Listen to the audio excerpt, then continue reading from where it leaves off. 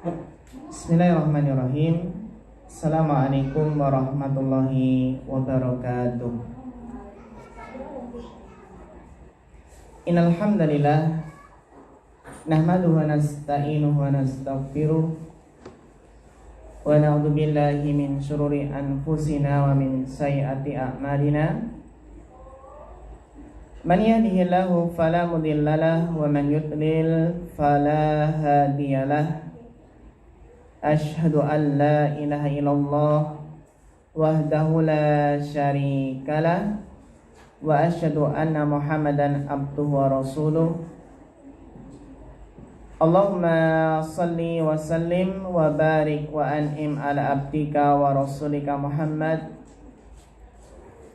wa ala alihi wa sahbihi wa man tabi'ahum bi ihsanin ila yaumiddin, amma ba'd. Yang kami hormati para ustadzah yang semoga senantiasa dirahmati Allah Subhanahu wa taala. Alhamdulillah, kita bersyukur kepada Allah Subhanahu wa taala yang telah memberikan taufik, kemudahan dan karunia-Nya sehingga kita pada kesempatan siang hari yang cerah ini, yang insya Allah secerah masa depan kita, itu yang kita harapkan, senantiasa optimis, memandang masa depan dengan berhusnudzon kepada Allah Subhanahu wa taala. Jangan sampai menjadi pengikut madesu, ya. Masa depan suram, ya. Maka yang harus senantiasa kita kedepankan adalah husnudzon kepada Allah. Husnudzon, berbaik sangka terhadap setiap apa yang kita alami di dunia ini adalah untuk melatih bagaimana kita menjadi hamba Allah yang semakin meningkatkan keimanan, ya, meningkatkan, ya, berserah diri kita kepada Allah Subhanahu wa taala, dengan harapan semoga langkah kita senantiasa dibimbing oleh Allah Subhanahu wa taala. Para ustadzah yang dirahmati Allah Subhanahu wa taala,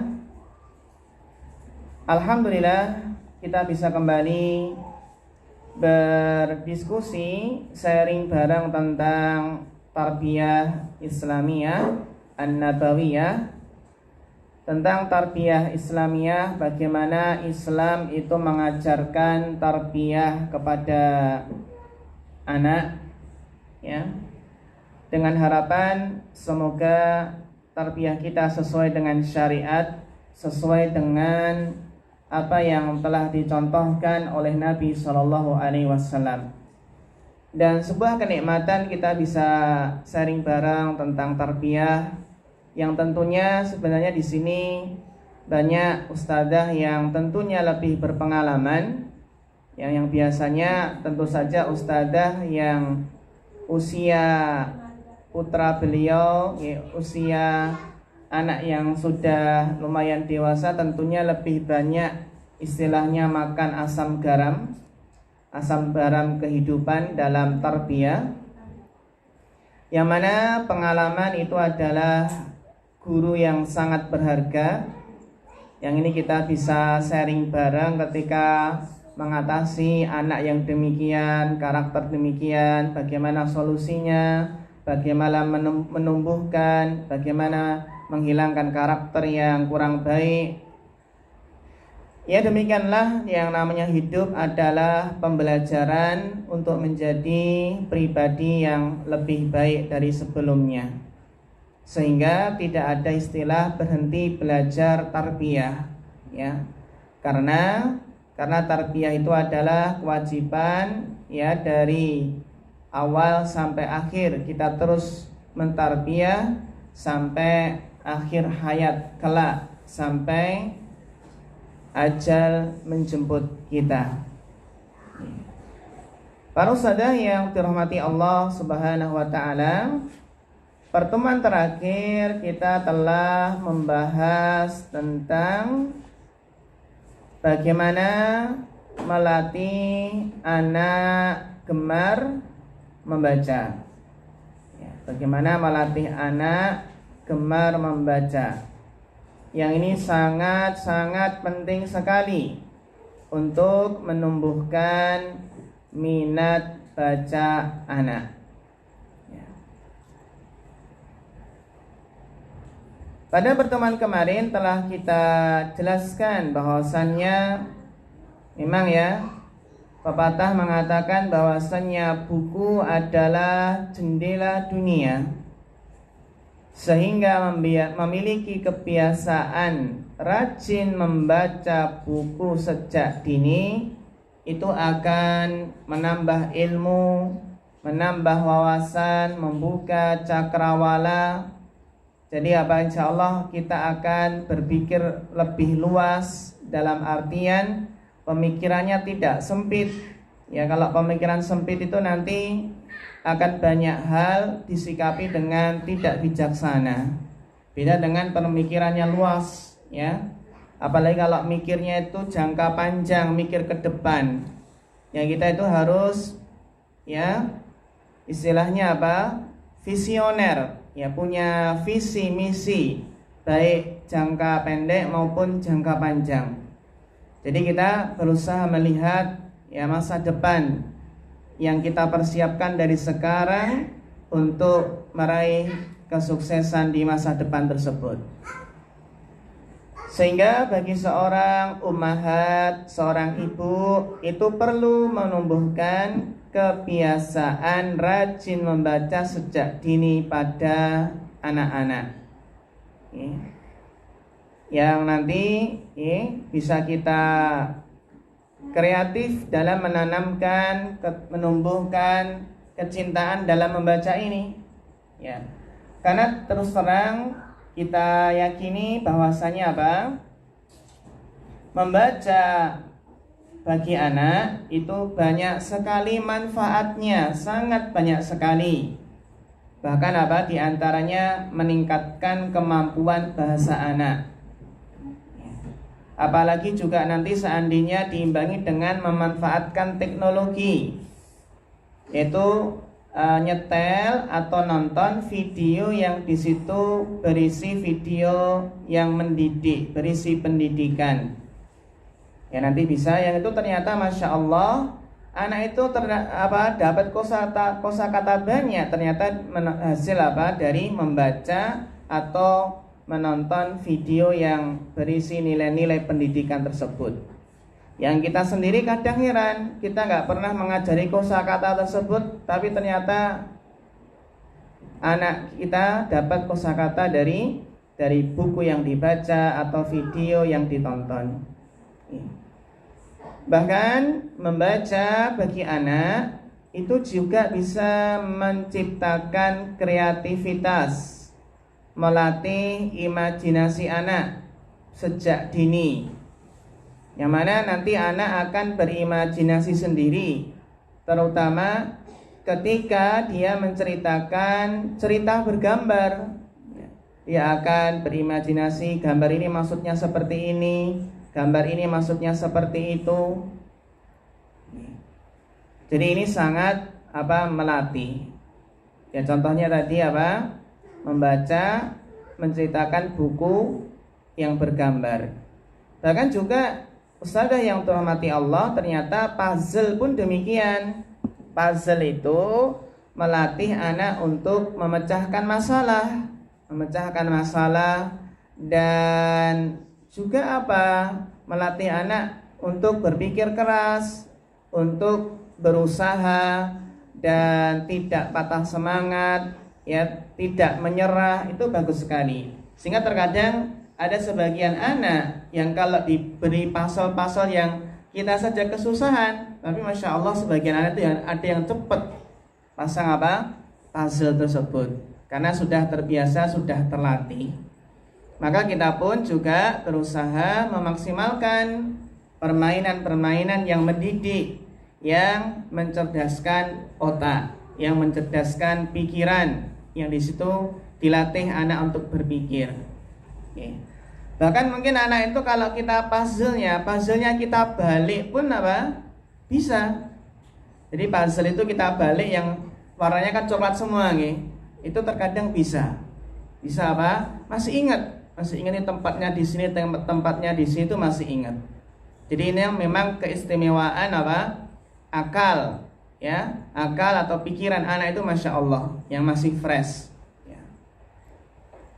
Demikian pula ustadzah yang dirahmati Allah, ya, menumbuhkan minat baca pada anak itu juga bisa meningkatkan hubungan emosional antara ibu dan anak.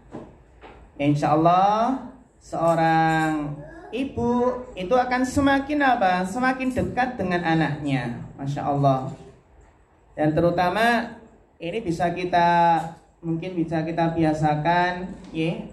Atau mungkin ya itu tidak setiap kita mungkin punya penilaian ataupun punya trik sendiri untuk menanamkan anak minat baca.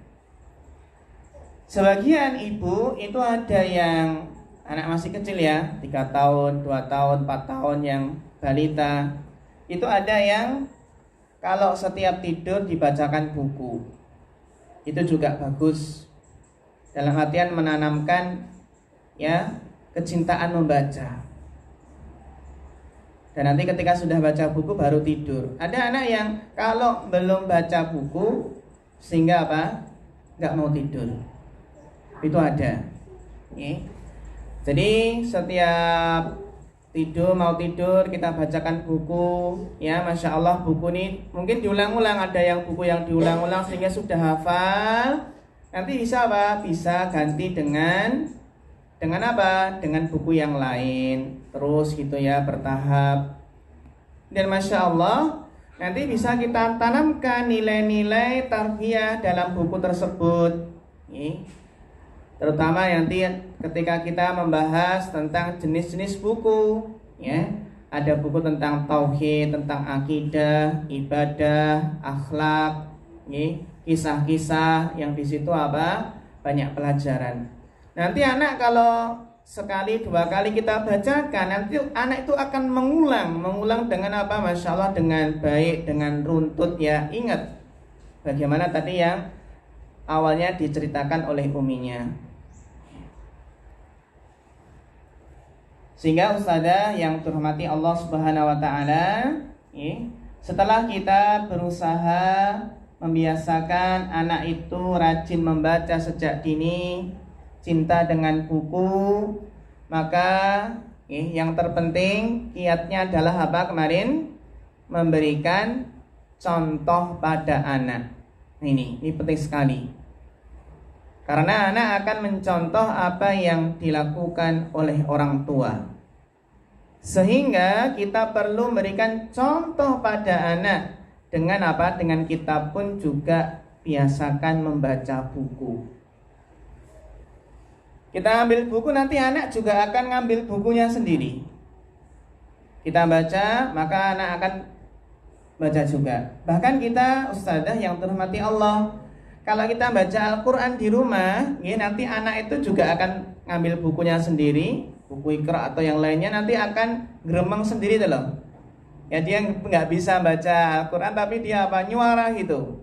Nyuara tapi ya dia pengennya ngikuti tapi apa? Karena nggak bisa ya sekeluarnya gitu. Ini adalah dalam rangka untuk melatih dengan memberikan contoh. Kita pun ustazah yang terhormati Allah, ya, usahakan setiap hari itu ada faedah yang kita dapatkan, yang kita peroleh. Baik faedah yang kita baca atau faedah yang kita dengar.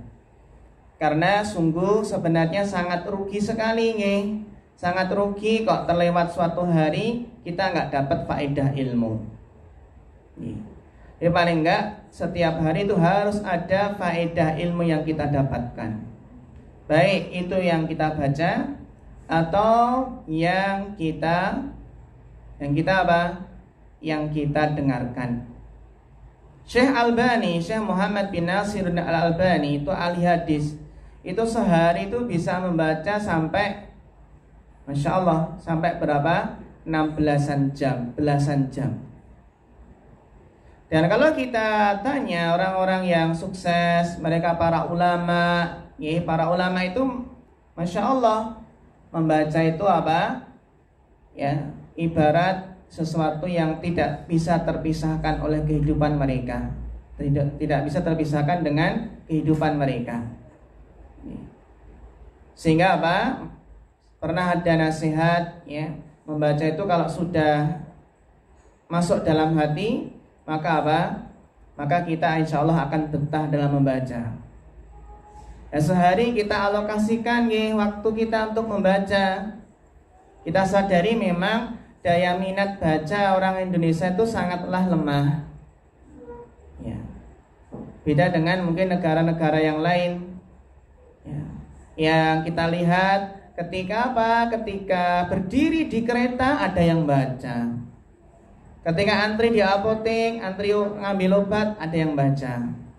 Antri di puskesmas atau bayar pajak kendaraan bermotor, ya, bisa baca. Kalau orang Indonesia biasanya minat bacanya tinggi, namun apa yang dibaca, Ustazah? Yang dibaca adalah medsos, gitu ya, status, gitu ya. Mending kalau itu status-status yang bermanfaat, itu Masya Allah bagus. Tapi apa? Ya kalau bacanya di HP terus itu juga kurang bagus untuk mata, ya. Intinya adalah juga apa? Beda rasa antara membaca di HP dengan membaca yang ada di buku. Nanti insya Allah kalau rasa kecintaan membaca itu ya sudah merasuk ke dalam relung jiwa kita, ke dalam hati, insya Allah kemana-mana kita nggak malu bawa buku, bawa buku tarbiyah, bawa buku tauhid, jadi apa? Insya Allah nggak malu bawa buku kemana-mana. Nanti ada waktu luang, gunakan untuk membaca buku tersebut, agar ya pengetahuan kita luas, pikiran kita luas, agar bisa bijak nanti dalam menyikapi suatu hal. Ya demikianlah, sehingga ayat yang pertama pun turun, ya, surat Al-Alaq ayat yang pertama, Iqra bismi rabbikal ladzi khalaq. Menunjukkan membaca dan membaca itu untuk ya kebaikan dunia akhirat kita. Ya, jadi ini mudah-mudahan ya kita terkadang ya Ustazah yang terhormati Allah, terkadang kita itu lemah kalau sendirian, sehingga juga bisa diadakan baca bareng menghatamkan satu kitab, itu juga bagus. Ya, kita tentang tarbiyah berbahasa Indonesia contohnya, yuk baca bareng dialokasikan waktunya seminggu mungkin 1 jam atau berapa gitu. Terus nanti baca bareng, ya, yang lain menyimak, gantian membaca, itu Masya Allah. Jadi kebiasaan menghatamkan suatu kitab itu bagus. Menghatamkan suatu kitab itu bagus, dari awal sampai akhir. Namun terkadang kita juga biasanya kan karakter orang membaca itu kan beda-beda nih. Ada yang sukanya membaca dari awal sampai akhir, itu bagus, nanti dia runtut. Tapi ada yang baca, tipe orang yang baca itu sesuai dengan daftar isi. Jadi mencar-mencar, nggak harus dari awal. Itu ada yang tipe seperti itu, dilihat daftar isinya, mana pembahasan yang bagus dibaca. Itu ada yang seperti itu. Itu semua bagus, yang penting membaca ya. Cuma yang perlu kita pahami, paling tidak ya kita itu paham tentang kitab-kitab, buku-buku, paham judulnya dan paham daftar isinya. Jadi membaca daftar isi dari awal sampai akhir itu penting sekali. Kenapa Ustazah? Karena membaca daftar isi dari awal sampai akhir itu penting. Karena nanti kita jika mendapatkan suatu masalah yang kita butuh jawabannya, butuh pembahasannya di kitab mana sih? Maka apa? Kita bisa merujuk pada kitab tersebut. Ini keutamaan jika membaca daftar isi secara menyeluruh. Mungkin kan kitabnya tebel nih. Mungkin kitabnya tebel, ini kayaknya masih lama Ustadz kalau mau menghatamkan. Ya sudah, baca daftar isi. Baca daftar isinya, pembahasannya apa saja. Suatu saat jika ada masalah, ternyata kok kita tahu ini kayaknya di daftar isi ini buku ini ada. Akhirnya bisa merujuk. Jadi memang ada kitab-kitab, ada buku-buku yang memang tidak dibaca dari awal sampai akhir. Tidak harus dibaca dari awal sampai akhir, terutama buku yang sangat-sangat tebal. Nah, kalau seperti ini yang paling tidak kita hafal daftar isinya atau tahu daftar isinya. Kan kalau kita bahasa Arab kan ada Fathul Bari, ada Majmu' Syarhul Muhaddab, Al-Mughni. Nah, seperti itu apa? Lihat daftar isinya. Agar nanti ketika kita menemui sebuah masalah, butuh jawaban, bisa merujuk pada kitab-kitab tersebut yang kita sudah tahu daftar isinya. Daftar isi kan paling beberapa lembar saja nih. Para ustazah yang dirahmati Allah Subhanahu wa taala. Kemudian siapkan buku yang sesuai dengan usia anak. Nih, mari kita jelaskan, siapkan buku yang sesuai dengan usia anak. Nanti akan ada pembahasannya bagaimana membedakan antara usia anak.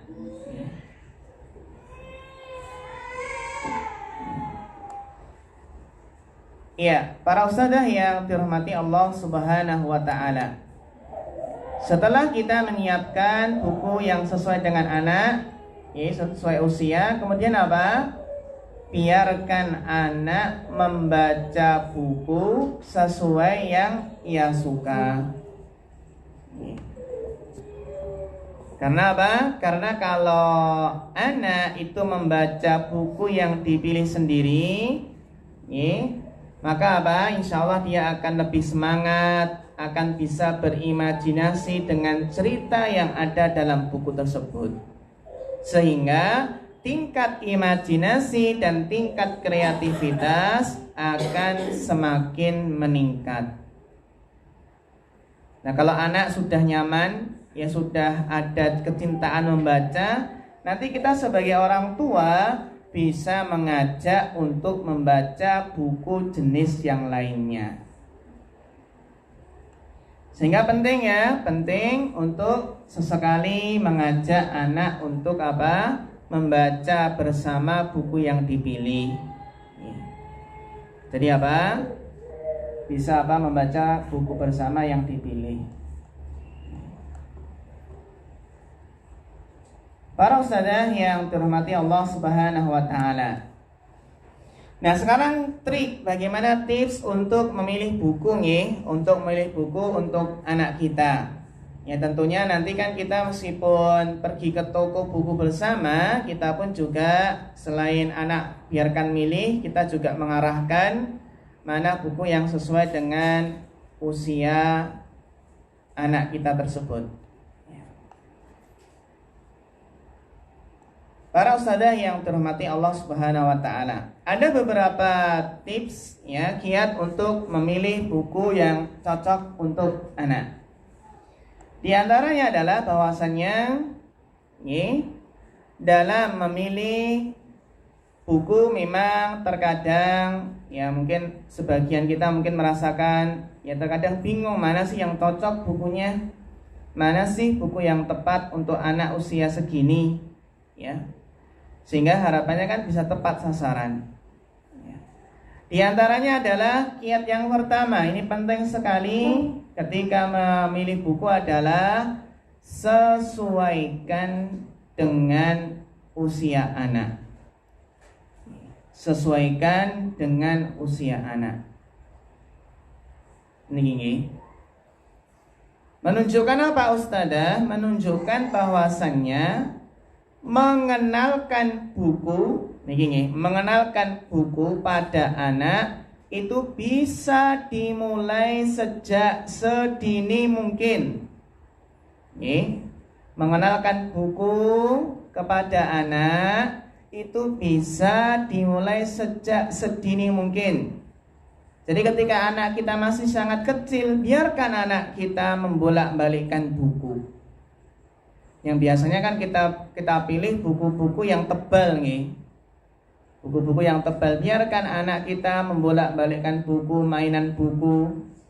Ini dalam rangka apa? Dalam rangka mengenalkan buku sedini mungkin.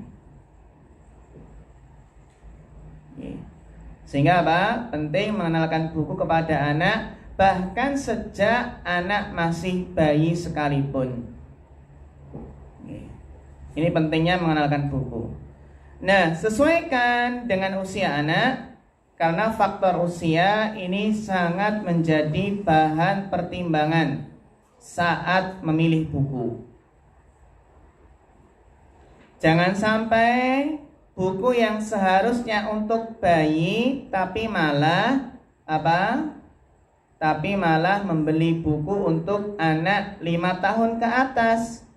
Seharusnya membeli buku untuk anak balita di bawah 5 tahun, kok malah membeli buku yang 5 tahun ke atas. Tentunya target sasaran dari buku tersebut kurang tepat.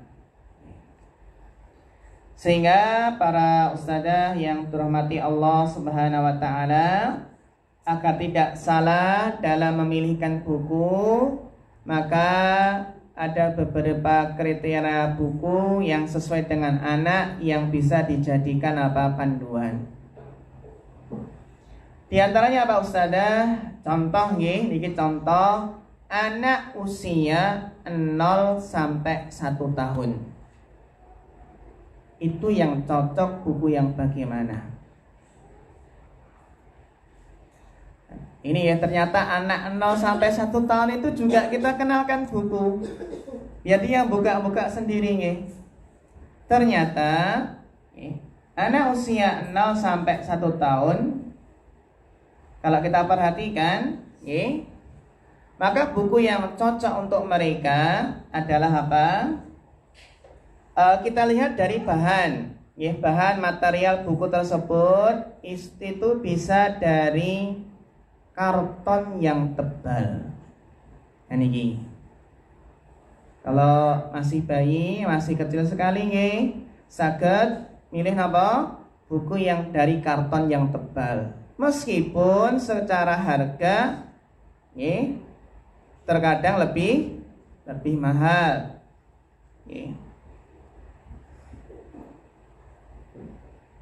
Jadi buku yang terbuat dari karton yang tebal, dan pilih yang ujung-ujungnya tumpul, tumpul atau terbuat dari mungkin bisa kain lembut. Intinya nanti harapannya agar tidak melukai. Kalau anak 0 sampai 1 tahun mungkin sering kadang buku tersebut dimakan, diemut, itu wajar. Yang penting Yang penting aman untuk anak. Nanti insya Allah anak akan paling nggak mengenal buku, terus nanti buka-buka sendiri. Itu dalam rangka menumbuhkan kecintaan buku sejak dini. Terus juga untuk 0 sampai 1 tahun itu kita perhatikan bahwasannya kontennya itu harus berisi ilustrasi yang jelas. Jadi konten itu harus berisi ilustrasi yang jelas, sederhana. Jangan gambar-gambar yang ruwet, tapi yang sederhana. Juga warnanya bisa dipilih warnanya yang cerah dan kontras. Warna yang cerah dan kontras. Jadi kontennya berisi ilustrasi yang jelas, sederhana, serta berwarna cerah dan kontras. Insya Allah kalau kita beli buku-buku untuk anak itu ya rata-rata sudah seperti itu. Karena ustadzah kita sendiri pun menyadari nih, anak 0 sampai 1 tahun itu sukanya benda-benda yang warnanya itu ya, warnanya yang mencolok gitu nih. Itu suka sekali. Dia suka yang berwarna cerah, berwarna kontras, itu suka. Dan anak itu pintar ya, milih-milih yang berwarna cerah, yang kontras. Itu memang anak 0 sampai 1 tahun. Terus apa? Isi ceritanya pendek. Nah nih, isi ceritanya pendek dan kalimatnya sederhana. Insya Allah ya kita dapatkan seperti itu memang. Isi ceritanya pendek dan kalimatnya sederhana. Karena untuk anak yang masih kecil.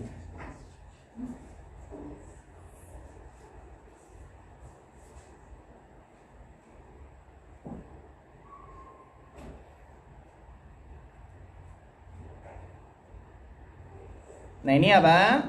Penting ya, anak 0 sampai 1 tahun. Atau mungkin nanti 2 tahun ya, atau di bawah 3 tahun. Ya, kalau 2 tahun bagaimana? Intinya sama, kalau masih 2 tahun itu intinya sama nih. Masih 2 tahun intinya sama, materialnya juga harus terbuat dari kertas yang tebal. Kemudian apa?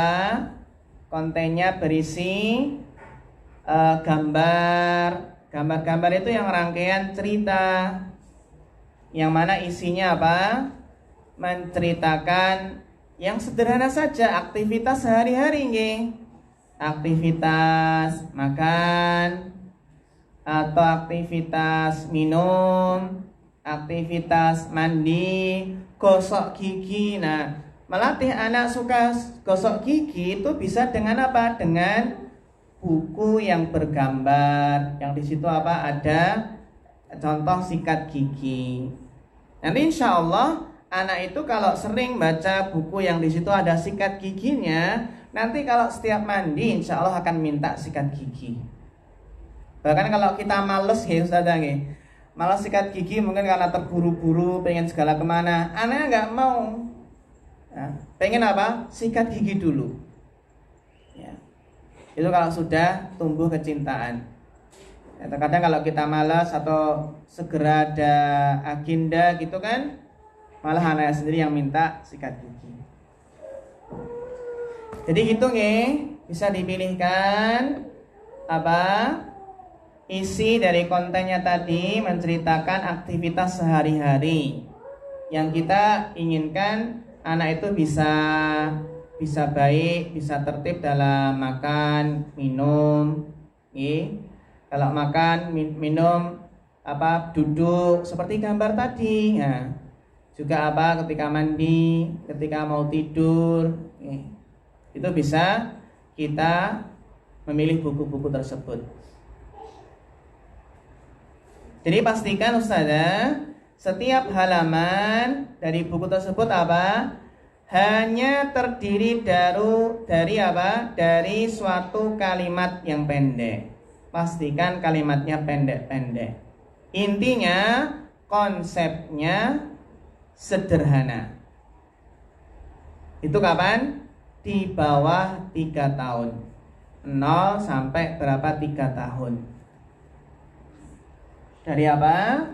Dari materialnya yang tebal, karton ya, ujung-ujungnya tumpul, kemudian kontennya berisi ilustrasi yang jelas, sederhana, berwarna cerah, kontras, kalimatnya sederhana, isi ceritanya pendek, ya.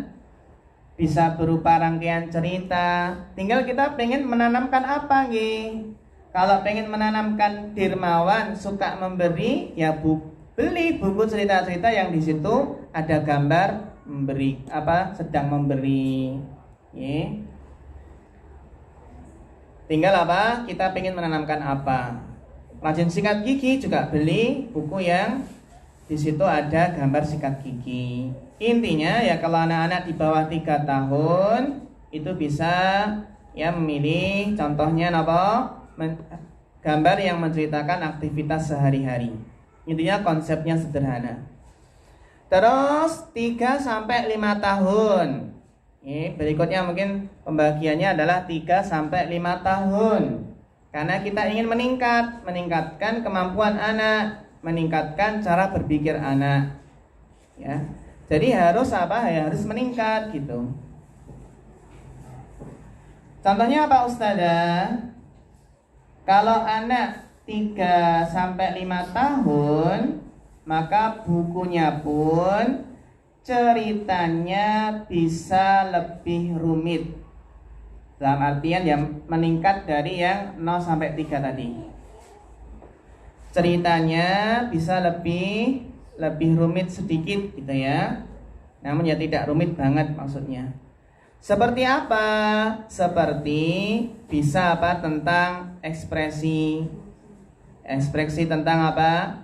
Tentang wajah. Ya meskipun catatannya bahwasannya ketika memilih buku-buku yang bergambar, memang kita usahakan memilih buku-buku yang di situ tidak menggambar makhluk bernyawa secara sempurna. Sehingga kan sekarang alhamdulillah ada buku-buku yang di situ gambar manusia, tapi memang nggak ada apa? Nggak ada matanya, nggak ada hidungnya.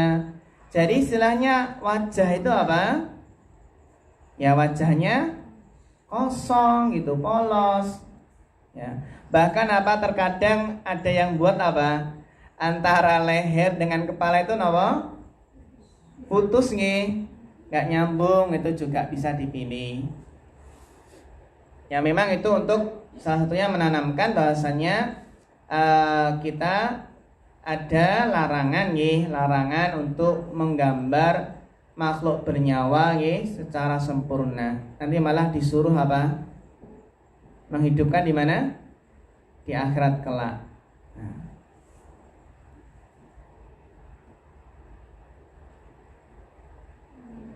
Jadi apa? Bisa dipilih tadi. Kemudian 3-5 tahun Ustazah, maka apa? Maka bisa kita tingkatkan dengan apa? Buku-buku yang isi ceritanya bertema huruf, angka, dan warna. Karena di sini kan mulai 3 sampai 5 tahun kan mulai mengenalkan huruf abjad, huruf hijaiyah, atau apa? Berbagai macam warna.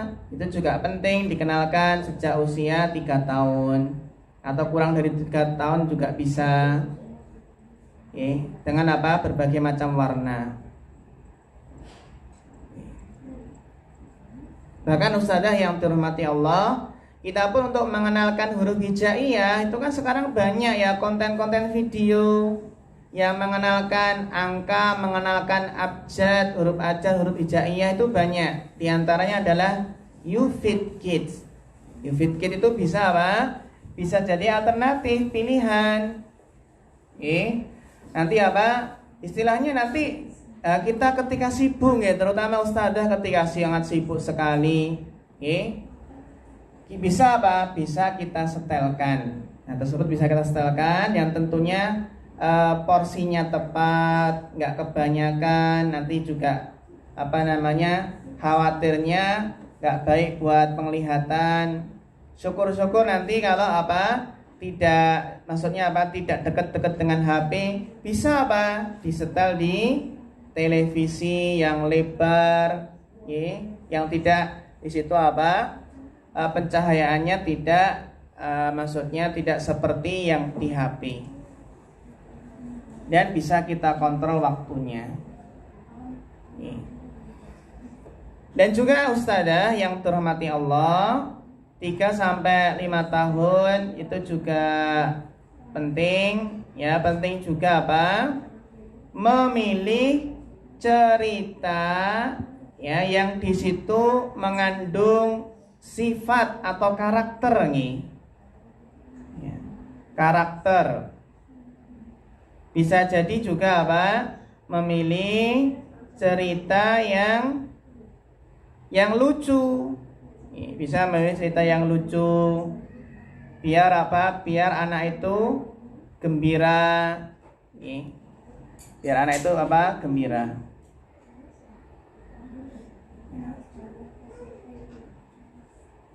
Sehingga ustazah yang dirahmati Allah Subhanahu wa taala, ya, setelah kita tadi memilihkan berdasarkan tingkat usia, nanti bisa naik lagi.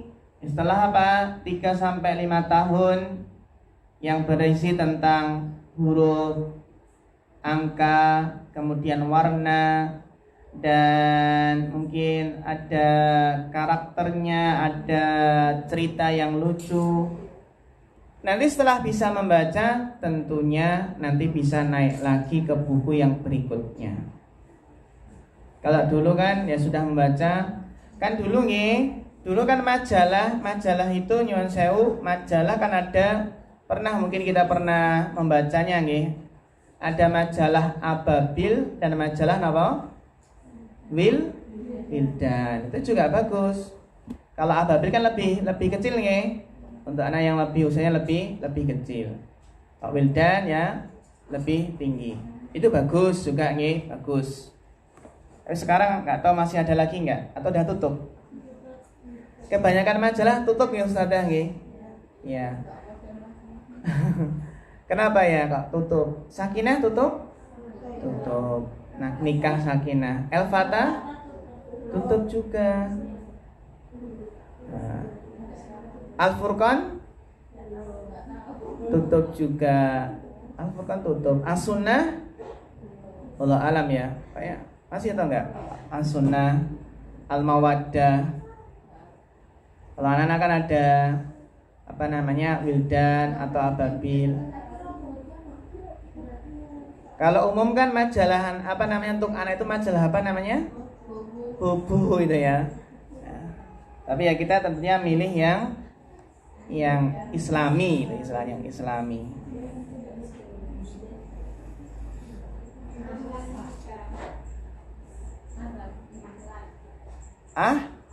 Ahlan, ya Ahlan. Ada lagi apa tuh? Kinan ada ya? Kinan. Yang di situ kan ada juga kan itu yang siapa? Kak Erlan ya masalah ya. Kak Erlan.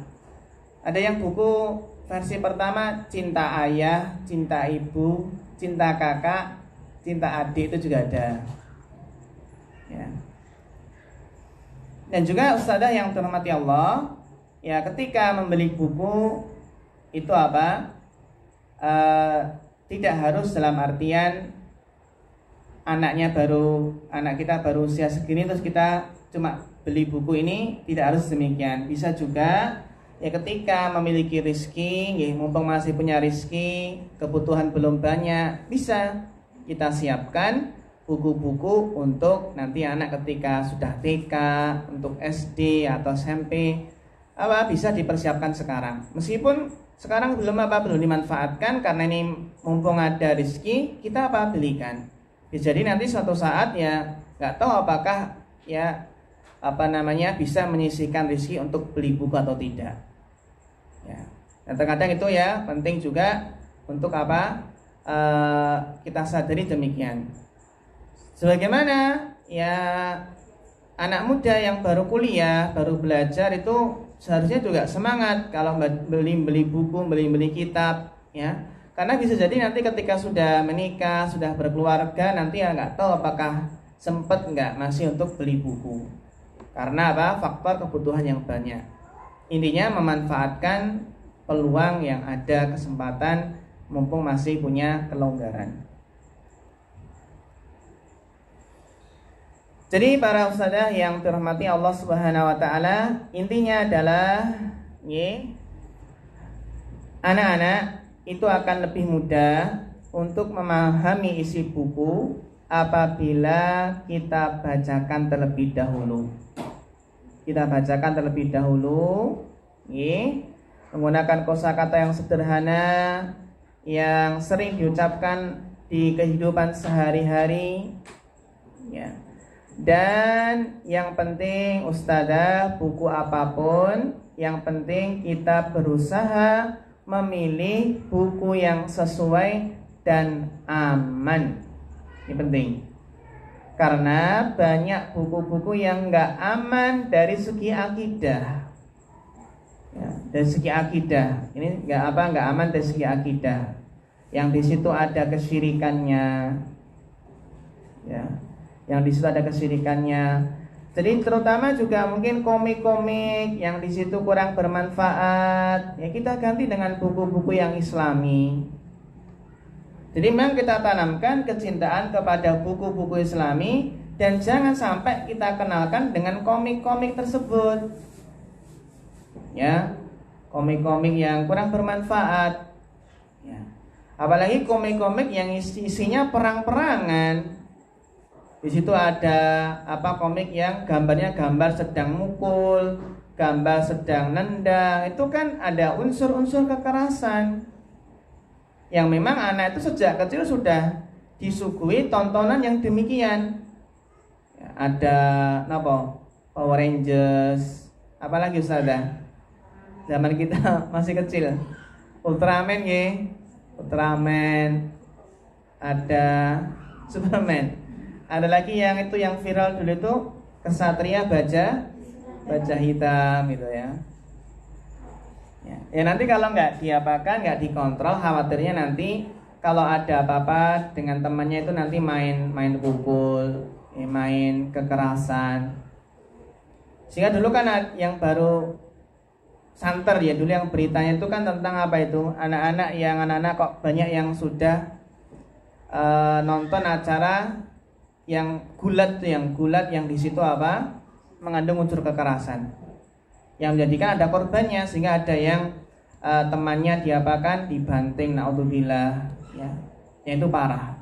Maka memang kita jauhkan dari buku-buku yang di situ mengandung unsur-unsur kekerasan. Ya memang ini agak susah Ustazah nih, karena kita sadari kita di kecil pun ketika kecil juga sukanya kalau film yang perang-perangan di situ ya, yang ada unsur kekerasan. Namun beda di sini. Beda dengan menumbuhkan tadi cerita-cerita kepahlawanan. Ini juga penting, kepahlawanan para sahabat, keberanian tanpa unsur-unsur kekerasan. Sehingga pilih buku yang aman. Dan kita sebagai orang tua sebelum membeli Ustazah, sekali lagi baca daftar isinya. Untuk melihat apa sih isi buku ini secara keseluruhan, secara umum, maka baca isinya, baca daftar isinya. Jangan sampai ini terdapat hal-hal yang belum waktunya atau yang membahayakan bagi anak kita. Terus setelah kita cek dari segi kecocokan untuk usia, aman atau tidak, kita baca daftar isinya. Juga pilih konten yang meningkatkan perkembangan anak. Jadi pilih buku yang berisi konten yang meningkatkan perkembangan anak.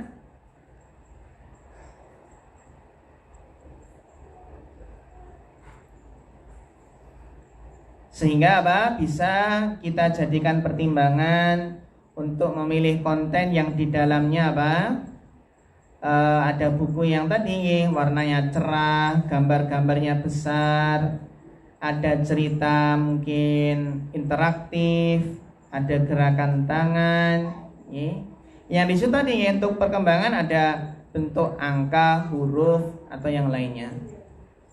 Terkadang gini Ustazah kalau langsung kita ajarin huruf suruh baca. Coba baca ini huruf hijaiyah, tirukan Umi. ba, itu kadang nggak mau. Ya, makanya sebagian buku itu ada yang buku gambar-gambar itu disisipi hijaiyah gitu. Disuruh disisipi hijaiyah, terus bisa apa? Kita tanya, coba cari mana huruf ba. Nah, dia nyari. Bisa ternyata. Tapi kalau suruh baca ba nggak mau. Tapi kalau suruh nyari, nah dia mau. Coba mana yang ba cari. Nah, itu ada buku-buku untuk anak yang di situ apa? Disisipi huruf-huruf hijaiyah yang agak sembunyi gitu ya, dipencar gitu. Nah, itu bisa kita jadikan alternatif. Kalau karena sebagian anak itu kan mungkin susah diajak untuk menirukan, coba tirukan ini A, ini ba. Ya. Terkadang apa? Terkadang mengucapkannya salah-salah, yang penting keluar. Ya maklum itu anak-anak. Maka harus apa? Kreatif dalam mengajari anak huruf hijaiyah. Intinya yang di situ ada perkembangannya.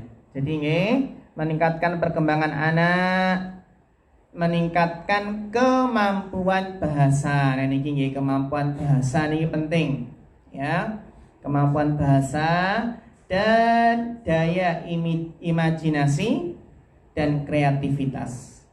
Ini konten yang meningkatkan perkembangan anak dari sisi kemampuan bahasa, daya imajinasi, kreativitas, sehingga di situ ada angka, huruf, dan lain sebagainya. Para ustadzah yang dirahmati Allah Subhanahu wa taala, ya. Sehingga memang sangat bermanfaat membaca itu bagi anak, sangat bermanfaat. Karena ini adalah memang usaha untuk mengembangkan potensi anak. Menambah kosakata anak, sehingga apa? Mengembangkan kemampuannya dalam berbicara. Jadi kita pun sebagai seorang ibu nanti juga memantau bagaimana perkembangan berbicara anak. Terkadang mungkin ya kita dapati mungkin agak terlambat bicara, ya wajar, memang anak-anak itu beda, dalam artian mungkin ada yang berjalan dulu, ada yang berbicara dulu. Tapi kan apa? Kita ada usaha untuk mengoptimalkan. Bisa memilih kosakata untuk anak untuk mengembangkan apa? Kemampuan dalam berbicara. Juga apa? Membaca itu bisa meningkatkan kemampuan berpikir. Nah, ketika apa? Ketika dia berusaha menceritakan apa yang ada dalam gambar tersebut, meningkatkan kemampuan berpikir dan daya imajinasi. Dan isi cerita yang menarik itu bisa mengembangkan kreativitas anak. Bahkan bisa melatih kemampuan bersosialisasi. Karena anak yang memiliki banyak kosakata yang diucapkan, itu insya Allah akan lebih memiliki kemampuan untuk bersosialisasi. Jadi ustadzah, ya kita memang apa tugas kita? Bagaimana terus menambah kosakata anak, tambah kosakata anak. Dan anak itu pun apa? Masya Allah, anak itu memang apa karakteristik yang istimewa pada anak itu adalah sifatnya pembelajar. Ya, sifatnya adalah pembelajar. Sehingga anak itu apa? Suka bertanya. Ketika kita mengucapkan kosakata asing yang belum dia pahami, dia mesti tanya, apa sih artinya? Apa sih arti kosakata ini? Contohnya agar kamu kreatif ya nak ya. Kreatif itu apa sih Umi? Nah, kita gimana kadang? Dijawab nggak? Jelaskan nggak? Terkadang kita malas udah kamu tanya terus itu. Ya. Kalau seperti ya Ustazah, anak banyak tanya itu seharusnya kita bersyukur. Bersyukur menunjukkan daya ingin tahu anak itu tinggi. Ya, tinggal bagaimana kita bersabar untuk meladeni istilahnya untuk menjawab pertanyaan anak-anak kita. Dan ketika jawab jangan sekena kita Kita lagi sibuk terkadang jawabnya ya seenak kita, sekenanya gitu. Nah itu. Jadi apa? Harus bersabar dan ini bersyukur karena apa? sering tanya itu menunjukkan hal yang positif, hal yang baik, daya ingin tahunya tinggi. Beda kalau anak, kan ada anak yang kalau nggak tahu ya sudah itu nih, kosakatanya nggak paham sudah dia nggak tanya. Ada yang seperti itu. Nah ini kalau ada anak kita mengucapkan sesuatu, ada kosakata yang nggak paham terus dia tanya, alhamdulillah. Jadi rasa ingin tahunya tinggi. Demikian pula Ustazah yang dirahmati Allah, kita maksimalkan ini nggih, membaca buku ini karena sekali lagi bisa mempererat hubungan emosional antara ibu dan anak. Itu ketika membaca buku bersama-sama. Terlebih lagi Ustazah, ini ya penting untuk memperkaya pengetahuan anak, nggih, memiliki wawasan-wawasan yang luas. Ini yang Ustazah, apa yang kita inginkan dari anak, kita harapkan bisa memilih buku yang tepat. Kalau ingin menguatkan akidah, beli buku-buku tentang akidah. Akidah untuk anak. Bagaimana mengenalkan Allah. Ya, ada buku kan contohnya buku yang di situ bercerita siapa yang menciptakan langit, siapa yang menciptakan bumi, yang itu mengenalkan Allah. Juga apa? Kalau kita ingin menanamkan ibadah, melatih ibadah anak, kita bisa beli buku tentang ibadah-ibadah yang sesuai dengan sunnah. Gambar sholat, gambar berwudu. Yang mana anak itu lebih mudah diajari dengan gambar-gambar tadi. Gambar wudu, gambar tayamum, gambar sholat. Dan juga apa? Kalau ingin menanamkan akhlak, maka apa? Pilih buku-buku yang di situ yang mengandung nilai-nilai akhlak seperti dermawan, seperti penyayang, menyayangi kakak, menyayangi adik, sayang ibu, sayang ayah, dan di situ apa? Akhlak. Kalau kita ingin menanamkan apa? Kemampuan dari segi apa? Kemampuan ya, perkembangan anak dari segi apa? Mungkin angka atau huruf atau yang lainnya, maka bisa kita pilih ya, kita pilih buku-buku tentang huruf atau angka dan lain sebagainya. Intinya ya, yang penting kita pilih buku-buku yang sesuai dengan usia anak kita, dan kita pilih buku-buku yang berkualitas, yang di situ ada nilai-nilai positif, nilai baiknya. Dan kita hindarkan dari buku-buku yang di situ ya tidak aman atau bahkan membahayakan bagi anak kita. Ini yang Ustazah, insyaallah kan kita paham ya, buku ini cetakan siapa penulisnya. Jadi ya Ustazah, yang penting juga apa? Ketika memberi buku, lihat penulisnya siapa. Ini penting. Akidahnya bagaimana? Manhajnya bagaimana, dilihat dari penulisnya. Terus juga penerbit. Nah penerbit itu juga penting. Ini penerbit yang terpercaya atau tidak. Nah kalau itu insya Allah, kalau kita sudah yakin dengan penulisnya, yakin dengan penerbitnya, dan yakin dengan isinya, maka silahkan apa? Beli buku tersebut. Untuk apa? Untuk anak kita tercinta. Demikian Ustazah yang bisa kita bahas, sharing. Sebelum kita akhiri, barangkali ada yang perlu didiskusikan atau sharing, silahkan falyatafaddal. Monggo. Langsung mawon. Rekomendasi toko buku apa Ustaz? Karena kita seringnya juga ke situ, tapi kayaknya nyari penerbit yang soalnya kok kayaknya terbatas. Dan anak saya tuh suka beli novel juga.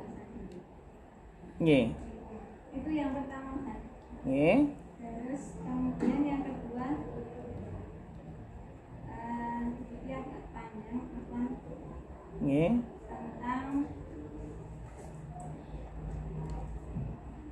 penyimpangan perilaku anak tadi. Penyimpangan perilaku anak karena kesalahan pola asuh dan karena terkena sihir atau gangguan masyarakat. Mungkin pertanyaan niku saya sampaikan kasusnya bisa. Nggih. Ada 2 kasus. Yang pertama niki murid niku tahu-tahu tiba-tiba nangis histeris Ustaz. Kemudian kita kan sebagai ustazah biasanya komunikasikan dengan orang tua dan kedua memang anak itu anak yatim cuman sama ibunya. Kami komunikasikan dengan ibunya niku karena itu baru awal-awal itu kita komunikasikan apa di rumah sudah rewel atau minta apa dan kok tiba-tiba nangis. Kemudian pada suatu hari ibu lagi dan ketemu ibunya, saya tanya lagi niku nggak tahu ya dari rumah baik-baik saja tapi sampai di pohon yang depan itu cuma sekolah kok terus tiba-tiba nangis gitu. Jadi semacam beliau niku menyambungkan rewelnya putrinya niku dengan hal mistis padahal setelah kesini kita sudah mengerti kenapa anak itu rewel itu secara penanganan ya biasa gitu ya anak-anak seperti itu kita sudah tahu sebabnya kenapa maksudnya kita sudah tahu tapi sepertinya ibunya masih ada semacam anggapan itu. Ya, kasus yang pertama, kemudian yang kedua itu mungkin agak dalam teman-teman. Ada kasus niki ibu kandung melawan ibu tiri Ustaz. Di mana ibu tiri itu merasa dia tidak bisa dekat dengan anak tirinya, itu tidak merasa dekat dan bahkan anak tirinya itu merasa benci terhadap ibu tirinya itu. Dan kemudian pernah suatu waktu si anak niki dianggapnya kesurupan, kemudian diruqyah dan ada semacam komunikasi ditanya kenapa kok seperti itu dan dari hasil ruqyah itu dia menjawab dia disuruh oleh si pengganggu itu jin itu disuruh oleh ibu tirinya ibu kandungnya untuk memisahkan ibu tirinya dengan suaminya itu gitu. Nah niku kemudian ada komunikasi antara ibu tiri dan ibu kandung itu di mana ibu tiri menghendaki ibu kandung ini untuk melepaskan bubul, padahal ibu kandung sendiri nggak ngerti permasalahan itu, tidak mengerti, tapi berdasarkan dari jawaban si anak ketika dilihat dipercaya dan selalu dipaksa untuk melepaskan bubul, padahal tidak mengerti. Itu saat kemudian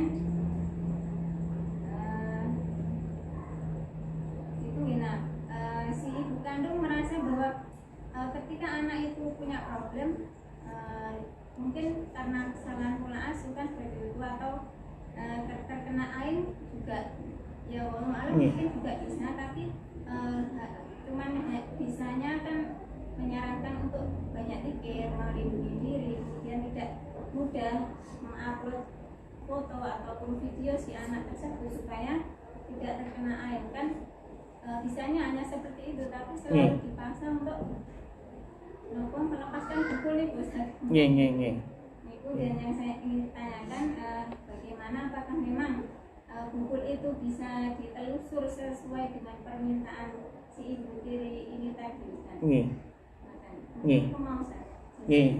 Masya Allah, jazakallahu khairan Ustazah atas pertanyaannya. Yang pertama adalah memang yang ideal kita memilih penerbit, penulis yang terpercaya, yang sunnah ya, dan isinya yang tentunya yang berkualitas, yang aman. Jadi memang idealnya seperti itu. Tapi kalau memang ya kita sendiri dari kalangan kita ya sunnah itu mungkin juga kurang dalam membuat buku untuk anak, maka sebenarnya tidak mengapa dengan catatan isinya bagus, isinya sesuai. Jadi kalau memang penerbitnya itu dari penerbit yang sunnah itu susah kita mencarinya, maka tidak mengapa yang penting isinya bagus. Yang penting isinya bagus. Karena apa? Karena faedah atau manfaat atau hak kebenaran kita itu kita terima dari siapa saja. Jadi al-haq itu adalah dholatul mu'min. Jadi apa? Kebenaran itu adalah barang yang dicari oleh orang beriman. Jadi dari di mana saja didapatkan maka dia ambil. Tapi dengan catatan apa Ustazah? Ya memang kita idealnya yang penulisnya sunnah, terus penerbitnya sunnah, isinya bagus. Tapi kalau memang susah maka tafadhali silahkan. Yang penting kita yakin isinya bagus. Isinya bagus, dan tidak bertentangan dengan syariat. Karena kan kadang gini kita mungkin ada pertanyaan, sudah sih belum waktunya anak-anak itu anak usia TK kita kenalkan tentang jihad, tentang yang lainnya, itu sudah waktunya atau belum? Itu kan juga penting. Maka kita memang harus selektif dalam memilih buku. Kita usahakan yang memang penerbitnya terpercaya, penulisnya terpercaya, dan isinya juga terpercaya, bagus. Tapi kalau nggak bisa, yang penting pastikan isinya bagus. Dan itu memang ada sebagian penerbit yang di situ mungkin ya bukan sunnah, penulisnya juga bukan sunnah, namun apa? Isinya bagus dan aman, maka boleh, nggak apa-apa, silahkan. Kemudian tadi yang tadi Ustazah tanyakan tentang apa? Tentang anak kenapa kok setiap apa sampai di pohon nangis tadi itu memang ya bisa, memang ada demikian, memang umumnya masyarakat pun demikian. Jadi banyak masyarakat yang masih percaya dengan hal-hal yang khurafat, hal-hal yang klenik, hal-hal yang takhayul gitu ya. Dan masih banyak yang menghubungkan, mengait-ngaitkan dengan hal-hal yang mistis seperti itu. Bahkan di daerah sana, di dekat sana dekat rumah saya itu ada yang memang apa, ada rumah ataupun warung mie ayam bakso yang sangat laris sekali. Nah itu ada anak nangis, terus katanya nangis, terus apa nanti dikaitkan, oh ternyata anak tersebut lihat buto hijau katanya. Lihat apa? Buto hijau. Jadi Ustazah ya kita maklumi dalam artian memang demikianlah kondisi masyarakat kita yang masih percaya dengan klenik-klenik atau hal yang mistis, hal yang khurafat, tahayul. Yang penting kita berusaha memahamkan apa sih sebenarnya yang terjadi pada anak tersebut. Kenapa kok nangis? Itu bukan karena diganggu di pohon itu ya, tapi ya ada sedikit masalah gitu Yang penting pemahaman kita pahamkan kepada orang tua. Ya kalau menerima alhamdulillah, kalau enggak ya yang penting tugas kita sudah berusaha menjelaskan, memahamkan dengan baik itu Jadi memang demikian, memang kadang ya kita bingung anak itu kenapa nangis itu. Oh ternyata setelah ditelusuri masalahnya ini. Kemudian Ustazah, ya sebenarnya ketika dalam meruqyah itu pun ketika berkomunikasi dengan jin yang merasuki anak tersebut, ini apa? Kita harus hati-hati, tidak sembarangan dalam berkomunikasi. Kenapa? Karena tentu saja jin yang merasuki manusia itu jin baik atau jin jahat? Mesti jahat. Oh, dia merasuki manusia, jin jahat. Nah, jin jahat bagaimana sifatnya? Sifatnya adalah pendusta. Bagaimana setan itu adalah ma yufarriqu bainal mar'i wa zauji. Setan itu berusaha untuk memisahkan antara suami dan istrinya. Dan itu sering kita dengar, sering kita dapati apa? Ketika ada orang kesurupan, maka apa? Maka jin yang menyurupi tersebut berusaha untuk memutus tali persaudaraan, untuk berusaha menjadikan orang itu bertengkar, berselisih, itu banyak. Jadi kita tidak boleh percaya dengan apa? Ucapan jin tersebut. Terkadang jin diperintah kamu masuk Islam, ya sekarang saya masuk Islam. Ya ternyata apa? Pura-pura. Ya kamu mau keluar, Ya, kamu udah mau keluar, ternyata apa?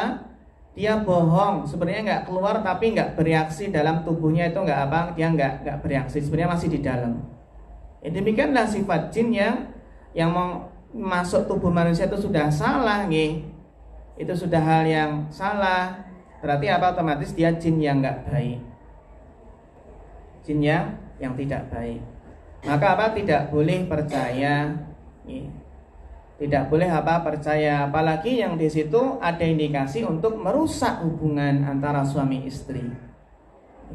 Dan itu sering kita dapati demikian. Ini kita dengarkan yang di situ ada provokasi dari apa? Dari jin tersebut. Dan ustazah yang terhormati Allah, cara untuk memang kalau benar itu disihir, buhul, maka apa? Maka kita terkadang sihir atau buhul tersebut bisa diketahui, terkadang Allah memberikan petunjuk, bisa melewati mimpi atau hal yang lainnya, yang di situ juga terkadang sebagian peruqyah itu juga memaksa jin tersebut untuk apa? Meminta untuk menunjuki buhul tersebut dan dicek, gitu nggih. Meskipun terkadang sebagian jin nggak mau. Kalau nggak mau, yang penting ustazah, yang penting diruqyah, terus diruqyah dan berdoa mudah-mudahan buhul tersebut terbakar dengan izin Allah. Memang yang paling ampuh untuk memutus sihir, untuk menghilangkan sihir itu memang apa? Ditemukan buhul tersebut, kemudian dihancurkan, dibakar dengan dibacakan ayat-ayat Al-Quran terlebih dahulu. Sehingga memang apa? Tukang sihir itu pinter dalam apa? Menyimpan buhulnya. Ya, disimpan di sumur, dalam sumur, disimpan di mana? Dalam laut, disimpan di pasir, padang pasir. Pokoknya di tempat-tempat yang susah ditemukan. Ya, dengan harapan memang apa? Memang apa? Agar tidak diputus buhul-buhul tersebut. Sehingga yang terpenting adalah apa? Yang terpenting adalah bagaimana meruqyah dengan baik anak tersebut. Ya, kalau memang benar buhul, ya ada buhulnya, kita minta untuk apa?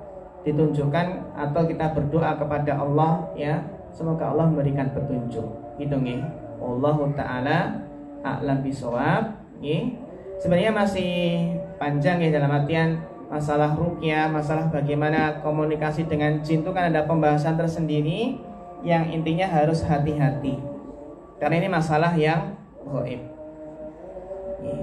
Itu nggih, wallahu taala alam bisawab. Demikian ustazah yang bisa kita bahas pada kesempatan kali ini.